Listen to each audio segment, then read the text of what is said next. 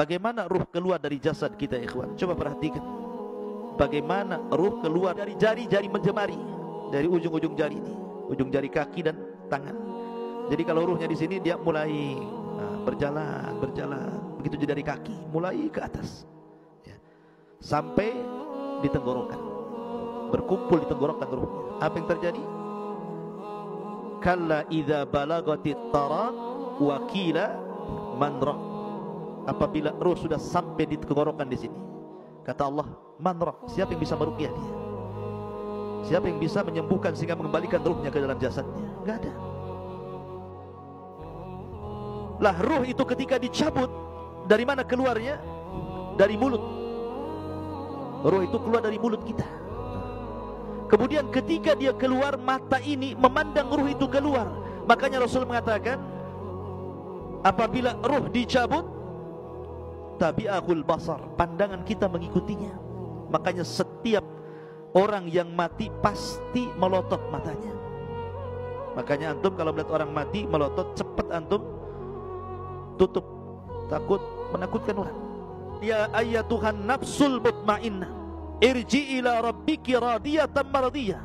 Wahai jiwa yang tenang, keluarlah pelan-pelan menuju keridhaan Allah subhanahu wa ta'ala.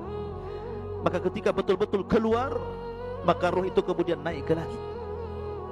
Sudah terpisah alamnya, dia kembali keluar dari jasad.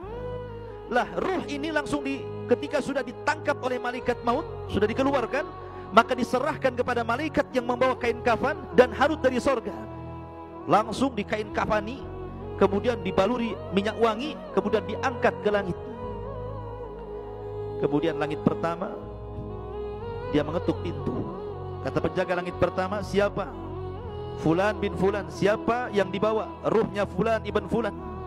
Karena dia ruhnya orang baik, maka malaikat yang ada di langit semuanya memujinya. Kemudian dibukalah pintu langit pertama, kedua, ketiga, keempat, kelima, ketujuh. Dia melintasi langit yang ketujuh. Kemudian diperjumpakan dengan Allah subhanahu wa ta'ala.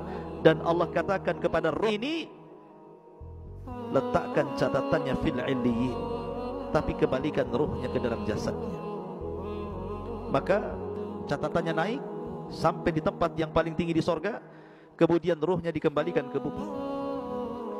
Ketika ruhnya dikembalikan ke bumi, ada yang mengatakan batas ruh naik ke langit itu sebatas ketika dia mulai dimandikan, mulai dikafankan, kemudian dikuburkan, ruh itu kembali ke dalam kuburan. Kemudian Allah satukan kembali ruh itu dengan jasad di alam kubur itu. Ketika itu dia baru sadar karena terjadi himpitan dhaddah alam kubur. Jadi alam kubur menyempit, kuburan itu menyempit.